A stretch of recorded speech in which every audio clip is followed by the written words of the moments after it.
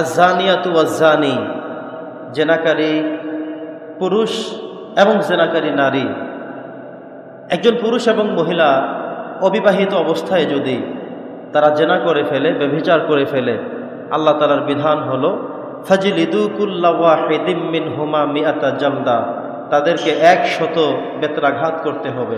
এই বিধানটি কার? আল্লাহ তাআলা।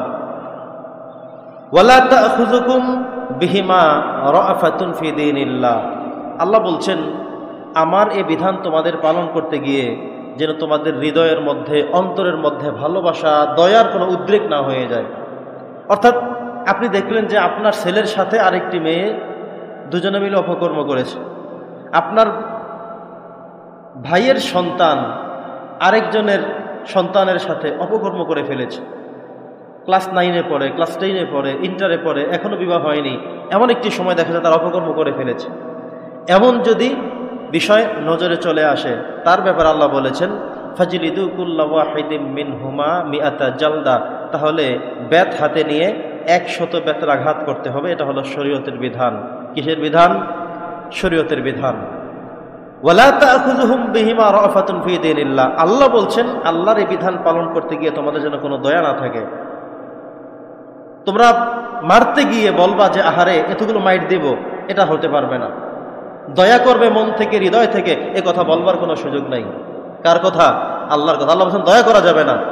ওয়ালিয়াশহাদ আযাবাহুমা তাঈফাতুম মিনাল মুমিনিন, আল্লাহ এছাড়াও বলে দিয়েছেন যে মুমিনদের মধ্য থেকে বড় কতগুলো গোষ্ঠী, অনেকগুলো মানুষকে সামনে রেখে সাক্ষ্য রাখতে হবে, তারা দেখতে হবে যে জেনা ব্যভিচার করলে এমন শাস্তি হয়। আপনার অঞ্চলের, আপনার এলাকার যারা বিয়ে করেছে, যারা বিয়ে করে, সবাই দাঁড়াবে, দেখবে, সবাই শুনবে এরা দুজন জেনা করেছে। শাস্তি কি হলো? সবার সামনে দাঁড় করিয়ে তাদেরকে 100 করে বেত্রাঘাত করতে হবে। এই বিধানটি কার? বলেন, আল্লাহর বিধান। আল্লাহ বলছেন মানুষকে সামনে রাখতে হবে। ওয়ালিয়াশহাদ আযাবাহুমা তাঈফাতুম মিনাল মুসলিমিন, মুসলমানদের মধ্য থেকে, মুমিনদের মধ্য থেকে অসংখ্য মানুষকে সামনে রেখে, এই অঞ্চলের মানুষকে সামনে রেখে বিচার করতে হবে, যাতে করে তারা বুঝতে সক্ষম হয় এমন কাজ আর করা যাবে না। এমন কাজ করলে মানুষের সামনে লজ্জা দিতে হবে।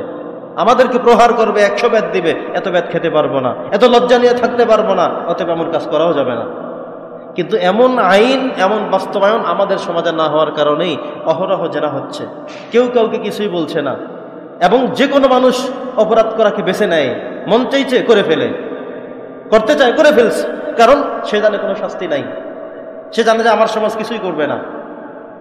অথচ আল্লাহ বলছেন যে এটাকে এমনভাবে বিচার করতে হবে যেন একটা বিচার করলে 100টা থেমে যায়, দমে যায়।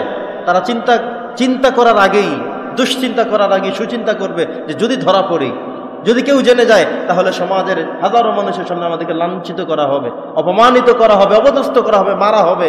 আমরা এটার কাছে দ্বার হয়ে যাব না, দূরে থাকবে তারা। আর বাস্তবায়ন না করার কারণে তারা এটাকে একেবারে সিম্পলি মনে করে, যে কোনো সময়, যখন তখন, যেখানে সেখানে এই অপকর্মগুলো তারা করে ফেলছে।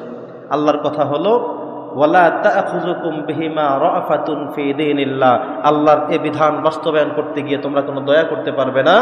এবং ওয়ালিয়াশহাদ আযাবাহুমা তাঈফাতুম মিনাল মুমিনিন, আল্লাহ বলছেন ঈমানদারদের মধ্য থেকে অনেকগুলো মানুষকে সামনে রেখে, সাক্ষী রেখে, দাঁড় করিয়ে, দেখিয়ে তারপরে বিধান বাস্তবায়ন করবা।